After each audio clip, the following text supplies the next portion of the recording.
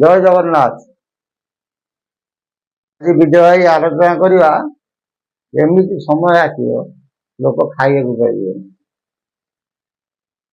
ଆଳୁ କିଲୋ 40 ଟଙ୍କା 45 ଟଙ୍କା ହେଇଛି ବୋଲି ଲୋକଙ୍କର ବେଳା ବୁଡ଼ିବ। ଷାଠିଏ। ଜୟ ଜଗନ୍ନାଥ। ଏମିତି ମହାପୁରୁଷ କହୁଛନ୍ତି, ଏମିତି ସମୟ ଆସିବ ଲୋକମାନେ ଖାଇବାକୁ ପାଇବେ।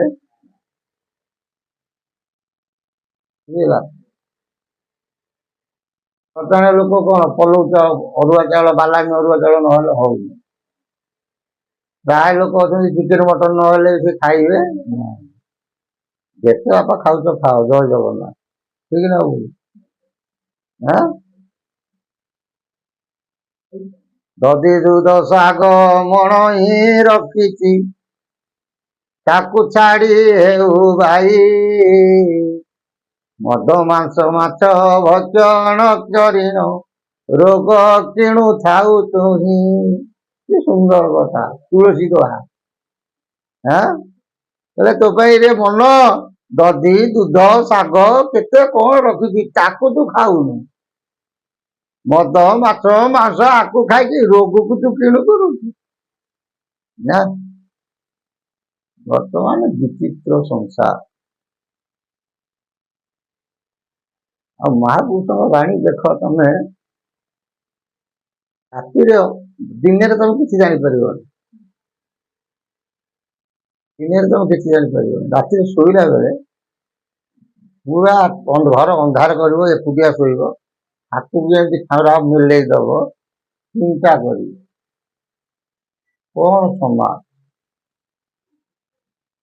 ଚିନ୍ତା କରିବ, ନିଜ ବିବେକ ନିଜକୁ ଚେତନା ଦେଇଦବ।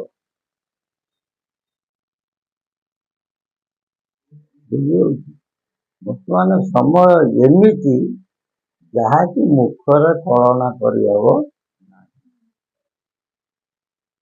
ଆଉ ଗୋଟେ ପଦ କହିଥିଲେ, ହେଲେ ଗ୍ରାମେ ଗ୍ରାମେ କୋଠା ଛତୁ ଫୁଟି ଯିବ, ନୟନେ ଦେଖିବ ଯାଇ, ଜଣଙ୍କ ମଧ୍ୟରେ ରସାନ୍ତଳ ହେବ, ରଖି ନ ପାରିବେ କେହି। ମହାପୁରୁଷ କହୁଛନ୍ତି, ଦିନେ ନା ଦିନେ ମନେ ରଖିଥାଅ, ଏ ଯୋଉ ଜଙ୍ଗଲ ଅଛି ଉତ୍କଳ ଭୁବନ ବା ସଂସାର ଗଛ, ଇଏ ଗଛ ରୂପକ ଜଙ୍ଗଲ ଦିନେ ବିନାଶ ହବ। କଂକ୍ରିଟ ରୂପକ ଜଙ୍ଗଲ କଣ ହେଇଯିବ, ସୃଷ୍ଟି ହବ। ଗ୍ରାମେ ଗ୍ରାମେ କୋଠା ଛତୁ ଫୁଟିଯିବ, ନୟନେ ଦେଖିବ ଯାଇ। ବର୍ତ୍ତମାନ ଦେଖୁନ ଚାରିଆଡେ କୋଠା ନା, ଜଣଙ୍କ ମଧ୍ୟରେ ରସାନ୍ତଳ ହେବ, ରଖି ନ ପାରିବେ କେହି। ଯାହା କହୁଥିଲେ ସେଇଆ ହଉନି, ସେ କୋଠା ଯିବ କୁଆଡେ? ହେଲେ ଉଭା ଧନ ତକର ଯା ହରି ନେବ, କୋତା ହରିବ ବାସୁକି, ବଡ ବଡିଆ ଯେ କେହି ନ ରହିବେ, ବୁଝିଲୁ ଯେ ରାମ ସୁଖୀ। କେବେ ନା ଚଉବନ ଅଙ୍କରେ ଘଟଣା ସବୁ ଘଟିବ। କୋଉ ମାସ? ନା ମିଥୁନ ମାସରେ। ବର୍ତ୍ତମାନ କଣ ହଉଛି, ଗଭର୍ଣ୍ଣମେଣ୍ଟ ଟ୍ୟାକ୍ସ ଦେବାକୁ ପଡିବ, ତମେ ଜାଗା କିଣି କଣ କର, ଘର କରିଦିଅ। ହଁ କି ନାଇଁ? ଅନେକ ବ୍ୟକ୍ତି ଅଛନ୍ତି ଲୋନ କରି ଘର କରୁଛନ୍ତି, ସେ ଘର ଯେତେବେଳେ ଭାଙ୍ଗିଯିବ ସେ ଆଉ ଲୋନ କରିପାରିବେ ନା। ପରିସ୍ଥିତି କଣ ହବ, ସେ ଯୋଉ ଦୁଃଖ ଯାହାକି ମୁଖରେ ବର୍ଣ୍ଣନା କରିହୁଏ ନା। ଗୋଟିଏ ପଡିଥିଲା ମନେ ରହିଥିବା ଦୁର୍ଭିକ୍ଷ 1866, ଓଡ଼ିଶାରେ ଗୋଟେ ପଡିନଥିଲା ନଅଙ୍କ ଦୁର୍ଭିକ୍ଷ। ତେବେ ମଣିଷ ଖାଇବାକୁ ପାଇଲେନି, ଲକ୍ଷ ଲକ୍ଷ ଲୋକ ମରିଗଲେ। ନା 1866, କହିଲେ ଦିବ୍ୟ ସିଂହଙ୍କ ନଅଙ୍କ, ପଡିବ ଦୁର୍ଭିକ୍ଷ କଳଙ୍କ। ଏ ଦିବ୍ୟ ସିଂହ ନୁହଁ, ତୃତୀୟ ଦିବସୀୟ ଜ୍ୟୋତି ହେଲେ ତାଙ୍କର ନଅଙ୍କର କଣ ହେଇଥିଲା ପୁଣି ଗୋଟାଏ ପଡିବ ଏମିତି ପଡିବ 15 ଦିନେ ଖାଇବାକୁ ପାଣି ପିଇବାକୁ ମିଳିବ ନାହିଁ ଖାଇବାକୁ ଗଣ୍ଡେ ବାଲାନି ଅରୁଆ ଚାଉଳ ମିଳିବ ସେତେବେଳେ କଣ ଦିଆହବ ଭକ୍ତକୁ ପ୍ରଭୁ କଣ ଦେଇକି ବଞ୍ଚେଇବେ ଗୋରଖ ଗଛର ପତ୍ର ଅରଖ ନୁହଁ ଗୋରଖ ସେ ଗୋରଖ ଗଛ କିଏ ସେ ହଉଛି ଦେବପୁର ବୃକ୍ଷ ଇନ୍ଦ୍ର ତାକୁ ଦେଇଥିଲେ କୋଉଠି ଲଙ୍କା କଟକ ହେଲା ଲଙ୍କା କଟକରୁ ଖଣ୍ଡେ ଡାଳା ହେଇଥିଲା ଉତ୍କଳ ଭୂଖଣ୍ଡ ଯେମିତି ମନେ ରଖିଥା ଯୋଉ ଲଙ୍କେଶ୍ୱର ଠାକୁରାଣୀ ଏ ଆମ କାକଟପୁର ମଙ୍ଗଳା ଯିଏ ସେ ହଉଛନ୍ତି ଲଙ୍କେଶ୍ୱରୀ ଠାକୁରାଣୀ ଏଇଟା ଭଲ କଥା ମନେ ରଖିଥା ହେଲା ତମେ ଯଦି ଯାଅ କାକଟପୁର ମଙ୍ଗଳା ବହି ଯାଅ ସେଠି ଲେଖା ହେଇଛି ଉପରେ ଦେଖିବ ଲେଖା ହେଇଛି ସେ ଯେତେବେଳେ ଆଇଥିଲେ ଲଙ୍କାରୁ ଖଣ୍ଡେ ଡାଳ ଆଣିଥିଲେ ହଉଛି ସିଏ ବୃକ୍ଷଟି ପୂର୍ବ ଉପକୂଳରେ ଗୋଟିଏ ଜାଗାରେ କୁହନ୍ତି କଣ ଗୋରଖ ଗଛ ଅରଖ ନୁହଁ ଖାଇଲେ ତାକୁ ମରିଯିବ ବାପ ଅରଖ ନୁହଁ ଗୋରଖ ସେ ଗଛ କେମିତିଆ ନିରିମୂଳି ଚେର ପଞ୍ଚସଖା ଜାଣିଛନ୍ତି ନିରିମୂଳି ଚେର ଅରକ୍ଷିତ ଦାସ କହିଛନ୍ତି ପଞ୍ଚସଖାଙ୍କୁ ଜାଣିଛନ୍ତି ନିରିମୂଳି ଚେର ଅରକ୍ଷିତ ଦାସ ଜାଣିଛନ୍ତି ନିରିମୂଳି ଚେର ସମସ୍ତଙ୍କୁ ସେ ଦେଖାଯିବ ଗୋରଖ ଗଛର ପତ୍ରକୁ ଦେଇକି କଣ କରିବେ ବଞ୍ଚେଇକି ଭକ୍ତି ରଖିବେ ଭୋକ ଶୋଷ କରିବ ନାହିଁ ସେ ଛାଡ ଉତ୍କଳରେ ପୁଣି ଗୋଟାଏ ସେମିତି ଗୋଟେ ପରିସ୍ଥିତି ଆସିବ ଏଗୁଡାକ ଖରାପ ନୁହଁ ମହାପୁରୁଷ ଆମକୁ ସବୁ ଚେତନା ଦେଇଛନ୍ତି ଆମେ ସଜାଗ ହବା ଆମ ମାନଙ୍କର କର୍ତ୍ତବ୍ୟ ଭୟ କାହିଁ କରିବ ଜନ୍ମ ହେଇଛେ ଦିନେ ମରିବା ଦିନେ ସେଥିରେ କଣ ଆତ୍ମା ପରା ଅବିନାଶୀ ଅକ୍ଷୟ ଅଭୟ ମରୁଛି କିଏ ସେ ଶରୀରଟା ଜରାଜୀର୍ଣ୍ଣ ହେଲେ ନଷ୍ଟ ହେଇଯାଉଛି ଆମେ ପ୍ୟାଣ୍ଟ ସାର୍ଟ ପିନ୍ଧୁଛେ ପୁରୁଣା ହେଇଗଲେ ପ୍ୟାଣ୍ଟଟାକୁ ଫୋପାଡ଼ି ଦଉଛେ ଚିରିଗଲେ ଫୋପାଡ଼ି ଦଉଛେ ନୂଆ ପ୍ୟାଣ୍ଟ ପିନ୍ଧୁଛେ କିନ୍ତୁ ଆତ୍ମାର ପ୍ୟାଣ୍ଟ ସାର୍ଟ ହଉଛି ଶରୀର ସେ ତାର ତ୍ୟାଗ କରୁଛି ବୁଝିପାରୁଛ ନା ବୁଝିପାରୁଛ ତେଣୁ ଭୟ କରିବ କାହିଁକି ଏ ଜନ୍ମରେ ଯେତିକି କର୍ମ ପୂର୍ଣ୍ଣ କରିଥିବ ଆର ଜନ୍ମ ତାଠୁ ବଢିବ ଭୟ କରିବା ଏଇଆ ଆମର ଚେତନା ରହୁନି ମହାପୁରୁଷ ମାନଙ୍କ ଚେତନା ଅଛି ସେ ମୃତ୍ୟୁକୁ ଭୟ କରନ୍ତି କିଏ ମରୁ ମଣିଷ ଯୋଉଦିନ ଆତ୍ମା ପୁରୁଷ ମରିବ ତାର ଆଉ ଦ୍ୱିତୀୟ ବାର ଜନ୍ମ ହବ ନାହିଁ ସେ କଣ ଯୋଉ ପ୍ରଭୁ ଗତିରେ ଦିନ ଗୁରୁ ଶିଷ୍ୟ ଦୁହେଁ ପ୍ରଳୟ କାଳେ କାହିଁ ରହିଲେ ମୁଁ ଜାଣି ନପାରେ ସେଠି ଗୁରୁ ନାହିଁ ନା ଶିଷ୍ୟ ନାହିଁ ଭକ୍ତ ନାହିଁ ନା ଭଗବାନ ନାହିଁ ଆତ୍ମା ନାହିଁ ନା ପରମାତ୍ମା ନାହିଁ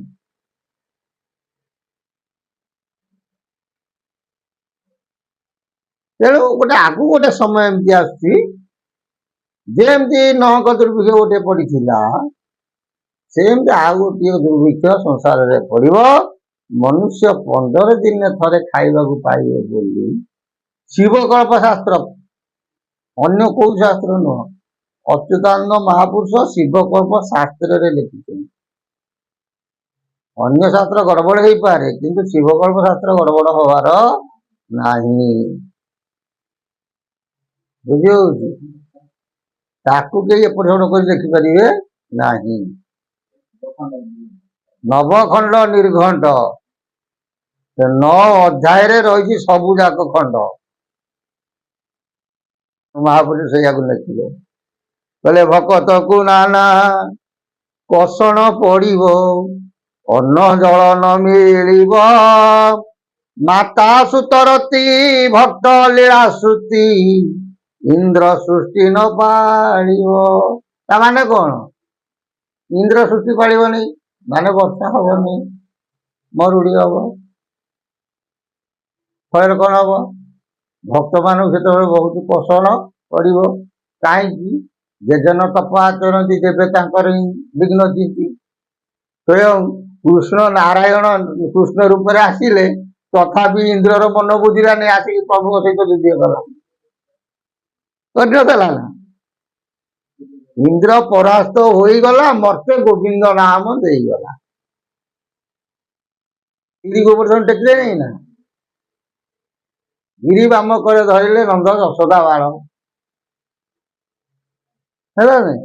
ତେଣୁ ଇନ୍ଦ୍ର କଣ କରିବ, ପୁଣି ପରୀକ୍ଷା କରିବ କାହାକୁ? ଯୋଉ ଭକ୍ତ ଗୁଡାକ ଥିବେ ସେତେବେଳକୁ। ବୁଝି ହଉଛି ନା? କହିଲେ ଭକ୍ତଙ୍କୁ ନାନା କଷଣ ପଡିବ, ଅନ୍ନ ଜଳ ନ ମିଳିବ, ମାତା ସୁତ ରତି ଭକ୍ତ ଲୀଳା ଶ୍ରୁତି, ଇନ୍ଦ୍ର ସୃଷ୍ଟି ନ ପାଳିବ। ସେତିକି ବେଳକୁ ତ୍ରାହି ତ୍ରାହି ବୋଲି ଉଦାସେ ଦିନ ବଞ୍ଚିବୁ। ହେ ରାମ, ସେତେବେଳେ କିଛି ଖାଇବାକୁ ବାପା ମିଳିବ ନାହିଁ। ଉଦାସେ ମାନେ ଉପବାସରେ, ଉପାସରେ ଦିନ କାଟିବାକୁ ପଡିବ। ବର୍ତ୍ତମାନ ଯଦି ଖାଇବା ଟିକେ ଗଣ୍ଡଗୋଳ ହେଇଯାଉଛି, ଘର ମାନଙ୍କରେ ସବୁ ମହାଭାରତ ହେଇଯାଉନି। କିନ୍ତୁ ସେତେବେଳକୁ କହିଲେ 15 ଦିନେ ଥରେ କଣ ହବ, ଖାଇବାକୁ ପଡିବ, ନହେଲେ ଉପାସ ରହିବାକୁ ପଡିବ। 15 ଦିନରେ ଥରେ ଜଳ ଅନ୍ନ, ସମୀର ଅଙ୍କେ ଭୋଗିବୁ। ସମୀର ବୋଲନ୍ତେ କେତେ? 5, ମନେ ରଖିଥା। ଏଇଟା 5 ଅଙ୍କେର ହବ। ସମୀର ବୋଲନ୍ତେ 5। ସମୀର ଶବ୍ଦର ଅର୍ଥ ହଉଛି କଣ? ପବନ ନା ନାଇଁ? କିନ୍ତୁ ତମେ ଯଦି ସପ୍ତ ସପ୍ତାତ୍ମିକ ଦେଖିବ, ସେଥିରେ ଲେଖା ହେଇଛି ସମୀର ବୋଲନ୍ତେ 5, ମାନେ 5 ପବନ। ମୂଳ କେତେ ପବନ? ମୂଳ ହଉଛି 5 ପବନ। କଣ? ଜ୍ଞାନ, ଉଦ୍ୟାନ, ଜ୍ଞାନ, ପ୍ରାଣ, ସମାନ, ହେଲା? ଏମିତି ହେଲେ କଣ? 5 ପ୍ରକାର ହଉଛନ୍ତି ପବନ। 5 ଅଙ୍କରେ ହଉଛୁ। ତାହେଲେ କୋଉ 5 ଅଙ୍କ? ନା ମୁକୁନ୍ଦ ଦେବଙ୍କ 5 ଅଙ୍କରେ ଏ ଘଟଣା ମାନ ଘଟିବ।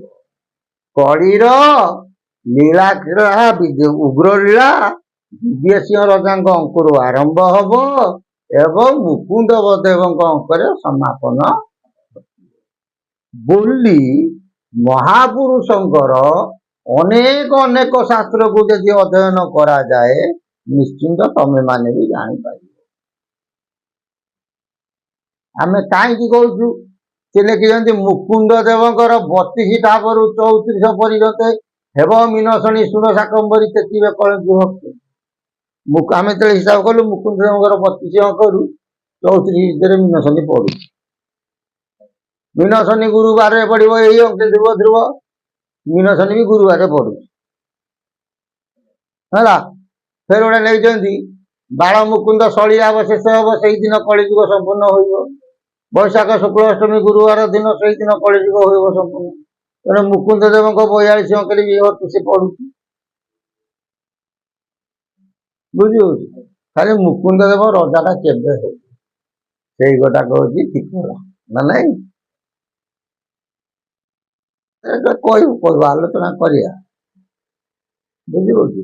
ମହାପୁରୁଷ ଲେଖିଛନ୍ତି କେତେ ଅଙ୍କରେ, କି ବାରେ, କୋଉ ମାସରେ ମୁକୁନ୍ଦ ଦେବ ରଜା ହେବେ ମଧ୍ୟ ପ୍ରମାଣ ଅଛି। ବୁଝିପାରିଲ ନା? ତେଣୁ ଏଇ ଯୋଉ ଘଟଣା ଗୁଡିକ ସବୁ ଘଟିବ, ଇଏ ମୁକୁନ୍ଦ ଦେବଙ୍କ ସମୟରେ, ବେଶୀ ଦିନ ବି ଆଉ ନୁହଁ, ଅଳ୍ପ ସମୟ ରହିଲା।